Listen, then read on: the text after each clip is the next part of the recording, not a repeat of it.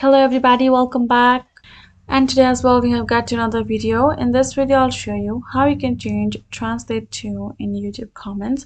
But before that, please do make sure to like our video, subscribe our channel, and yes, without any further delay, let's get started. So for me, for example, you can see right away it's in Korean language and I have this option of translate to English. If I tap on it, it will be translated to English right over here.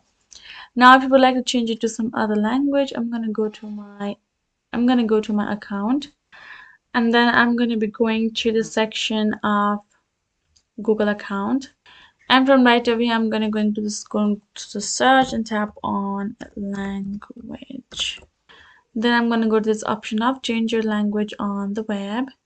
Once I search in language, I will have option of preferred language, which is United Kingdom for me, and all the languages are Hindi and Nepali for now.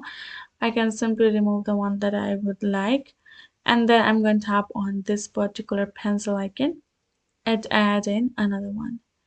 Now once I have added that one, I'm going to tap on save, and once I have done saving that, and that is how your language will be changed for you. If you want to change back it again, I can go to preferred language, and I'm gonna add in the United Kingdom, and I'm gonna save it right over here.